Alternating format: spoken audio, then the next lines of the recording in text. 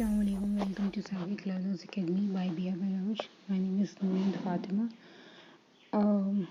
We are on lesson 39 and the topic is problems related with females' reproductive health. Okay. And हमने पहले भी पढ़ा है कि मेल इतने मेडिकल एडवाइस कंसल्टेशन पे ध्यान नहीं देते हैं, फीमेल्स ज़्यादा ध्यान देती हैं. ओके तो वो मेडिकल एडवाइस और हेल्प के लिए ज़्यादा जाती हैं. And besides the visit for pregnancy और रिलेटेड एडवाइस और एनी हेल्प, बाकी ऐसे टाइम भी वो फिजिशियन के पास अक्सर जाती रहती हैं. और इस चीज़ का एक मेन रीज़न हो सकता है कि वुमेन की काफ़ी ही कॉम्प्लेक्स, काफ़ी लाइक यानी कि काफ़ी कॉम्प्लिकेटेड रिप्रोडक्टिव सिस्टम भी है, इस वजह से भी जाती हैं. तो इसके स्ट्रक्चर्स एंड फंक्शन काफ़ी कॉम्प्लेक्स है and they can be affected due to various conditions. तो इस चैप्टर में हम डिस्कस करेंगे कुछ problems which are affecting women's physical और साइकोलॉजिकल वेलबींग. पहला है डायस्माइनोरिया. सेकेंड है प्री मेंस्ट्रुअल सिंड्रोम. थर्ड है मेनोपॉज. इनमें से बी एंड सी दो का नाम तो आपने सुना हुआ, प्री मेंस्ट्रुअल सिंड्रोम या मेनोपॉज. डायस्मेनोरिया थोड़ा आपके लिए नया होगा. मेन ऑब्जेक्टिव्स क्या है इस डिस्कशन के? एक अवेयरनेस क्रिएट करना है about these problems to women. And ज़रूरी नहीं है कि ये प्रॉब्लम सारी औरतों को हो, कोई किसी औरतों को बिल्कुल भी इनके सिम्टम्स नहीं दिखते हैं. ऑल्सो कुछ स्टीरियोटाइप्स डेवलप्ड हैं regarding females reproductive health and हमें ये रियलाइज़ करना चाहिए कि ये सारी चीज़ें फ़िज़िकल होती हैं एंड थोड़ी बहुत साइकोलॉजिकल भी होती हैं एंड इन प्रॉब्लम्स को हम मैनेज कर सकते हैं, कंट्रोल कर सकते हैं. डायस्मेनोरिया एक तरह का पेन है जो कि क्रैम्प्स की वजह से होता है इन यूट्रस वॉल्स जब मेंस्ट्रुअल पीरियड चलता है. एंड कुछ औरतों में ये पेन काफ़ी हद तक ज़्यादा होता है, बहुत ज़्यादा होता है. एंड कुछ औरतों को बिल्कुल भी ये पेन एक्सपीरियंस नहीं होता है. 2 टाइप्स ऑफ डायस्मेनोरिया होता है. पहला है प्राइमरी, दूसरा है सेकेंडरी. प्राइमरी में विदाउट एनी कॉजल डिजीज़ होता है एंड यूजुअली ये टीन्स में स्टार्ट होता है एंड आफ्टर चाइल्ड बर्थ, यानी कि जब एक माँ बच्चे को जन्म दे देती है एंड तब आफ्टर चाइल्ड बर्थ ये ख़त्म हो जाता है. सेकेंडरी डायस्मेनोरिया ये एक ऐसी कंडीशन है जो कि प्राइमरी डिजीज़ किसी प्राइमरी डिजीज़ की वजह से होती है, उसी के साथ चलती है एंड इसके कोई ना कोई कंडीशन होते हैं. For example endometriosis. कॉजेज़ क्या है? फिज़िकल कॉज में आपका प्रोस्टाग्लैंडिन्स आ जाएगा. बायोलॉजिकली एक्टिव और कुछ नेचुरली ये डेवलप्ड अनसैचुरेटेड फैटी एसिड्स होते हैं जैसे कि प्रोस्टाग्लैंडिन्स, ये रिलेटेड हैं, इनकी वजह से डायस्मेनोरिया होता है. एंड इनके काफ़ी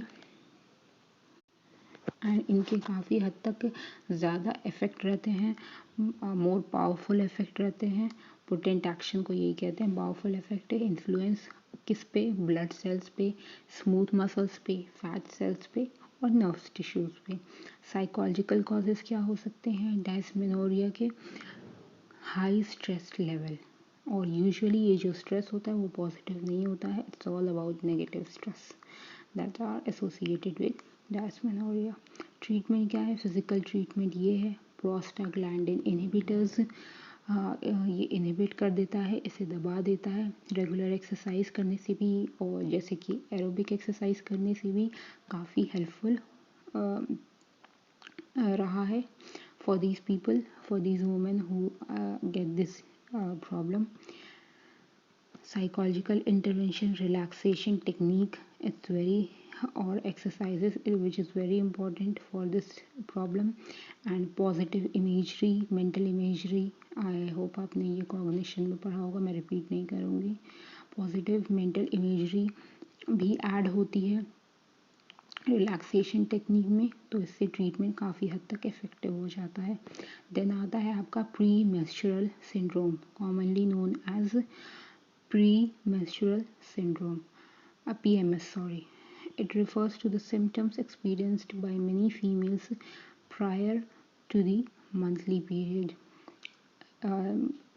It's like menstrual period होने से पहले होते हैं कुछ symptoms, and symptoms usually 10 days तक चलते हैं before the beginning of the period. The common symptoms include depression, irritability, water retention, okay, and fatigue, थकान और lethargy, tired, बिल्कुल कुछ करने का दिल ना हो। Etiology, क्या causes है? Physiological explanation, काफ़ी सारे physiological explanation हैं about premenstrual syndrome, बट कुछ researchers and medical professional believe करते हैं कि ये प्रोजेस्टेरॉन की कमी होने से इस पे इफ़ेक्ट करता है।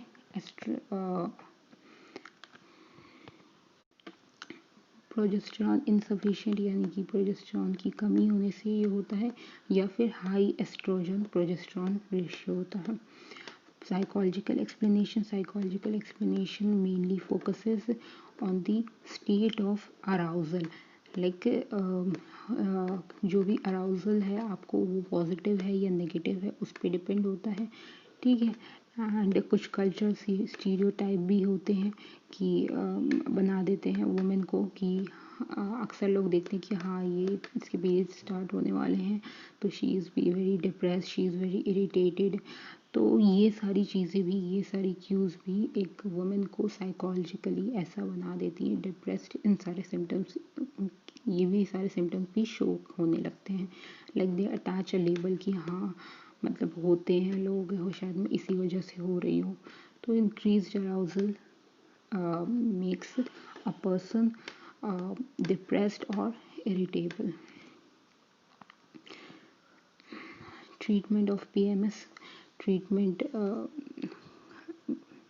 कुछ ट्रीटमेंट्स हैं जैसे कि medical treatment. Physician they strongly believe that PMS, medical professionals वो काफ़ी हद तक इस बात पे बिलीव रखते हैं कि ये किस वजह से होता है। जब आपका प्रोजेस्टेरॉन लो हो जाता है तो ये प्रोजेस्टेरॉन थेरेपी रिकमेंड करते हैं।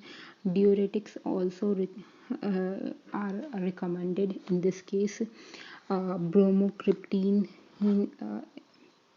भी रिकमेंड होती है जो वो प्रोलैक्टिन रिलीज को इनहिबिट करती है यानी कि कम कर देती है, and which is also found to be effective. फिर उसके बाद आपका सेरोटोनिन भी आपको रिकमेंड किया जाता है सेरोटोनिन वाले में मेडिसिन्स जिसमें लाइक सॉरी एक तरह से ये कह सकते हैं कि मेडिसिन ऐसे रिकमेंड किए जाते हैं जिससे आपकी सेरोटोनिन लेवल हाई हो, और इवनिंग प्रिमरोज ऑयल भी बहुत इफ़ेक्टिव होता है। Psychological treatment, relaxation exercise with mental imagery, cognitive therapy, अपने जो भी आपके सिचुएशन चेंज हो रहे हैं उसके लिए, okay. And role modelling thought, video recordings of symptoms free female, जिन लोगों को कोई सिम्टम्स नहीं होती हैं उनकी भी और वीडियो रिकॉर्डिंग्स करके दिखाएं, उसके थ्रू रोल मॉडलिंग होगा। ये बिहेवियर थेरेपी एक तरह से कह सकते हैं। Lifestyle changes, regular exercises like aerobic exercises are very effective. Healthy diet, and कोई ऐसी डाइट नहीं लेनी चाहिए जिसमें रिफाइंड शुगर हो या फिर कॉम्प्लेक्स कार्बोहाइड्रेट्स हो।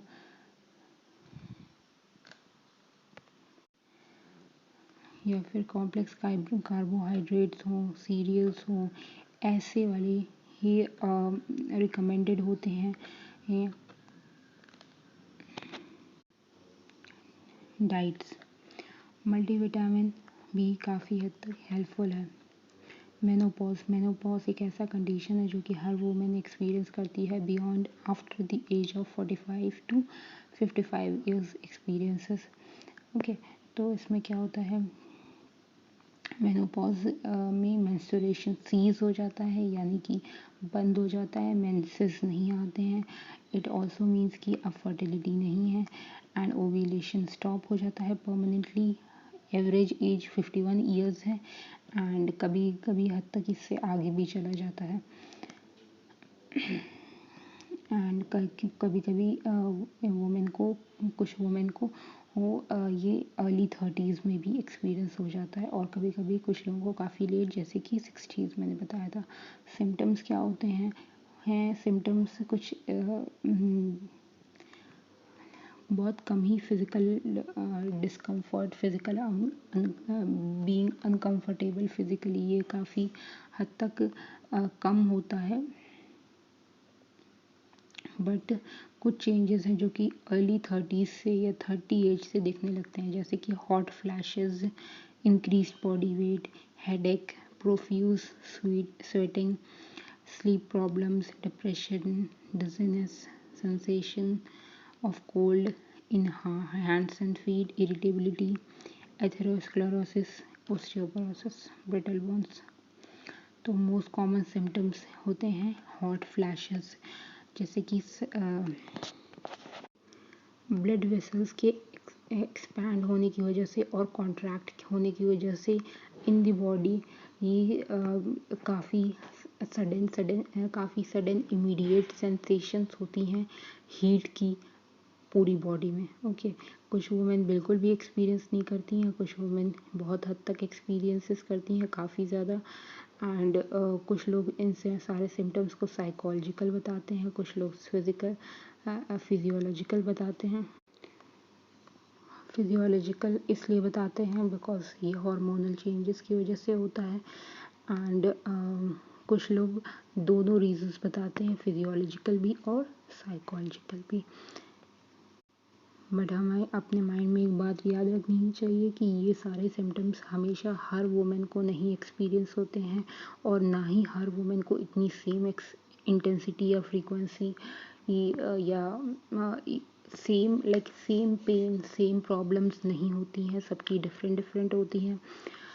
सोशल साइकोलॉजिकल अप्रोच में दो चीज़ों पे ज़्यादा ध्यान देते हैं व्हेन टॉकिंग अबाउट मेनोपॉज। पहला है कि वुमेन की क्या परसेप्शन है, क्या किस तरह वो परसीव कर रही है, किस तरह देख रही है अपने लाइफ के चेंजेस को और अपनी फर्टिलिटी एंड होते हुए। दूसरा है कि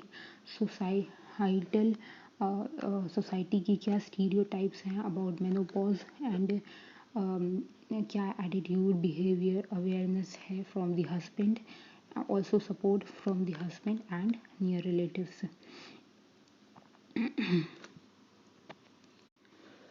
अगर रिसर्च को काफ़ी स्क्रूटिनाइज किया जाए या देखा जाए, रिसर्च ऑन मेनोपॉज पढ़ा जाए, तो उसमें देखेंगे कि menopausal syndrome mostly personal characteristics या पास्ट एक्सपीरियंसेस पे ही डिपेंडेंट होता है। ऑल्सो कल्चर एंड सोसाइटी की फैक्टर्स, सोशल फैक्टर्स भी काफ़ी हद तक रोल प्ले करते हैं। ये अगर एक औरत को ऐसे फील करवाया जा रहा है कि हाँ she is important because of her body only, तो काफ़ी प्रॉब्लम्स हो सकते हैं। वो इस लाइफ चेंजेस को अच्छे से एक्सेप्ट नहीं कर सकती है, she will get depressed about it. कुछ ट्रीटमेंट्स हैं for controlling and managing the symptoms of menopause. पहला है हार्मोन रिप्लेसमेंट थेरेपी, जिसमें एस्ट्रोजन, सिर्फ एस्ट्रोजन या कभी कभी एस्ट्रोजन एंड प्रोजेस्टेरॉन दोनों यूज़ किया जाता है इस थेरेपी में। दूसरा है इवनिंग प्रिमरोज ऑयल, एक तरह से ये हर्बल रेमेडी है जिसके काफ़ी पॉजिटिव इफ़ेक्ट्स दिखते हैं इन फीमेल प्रॉब्लम्स।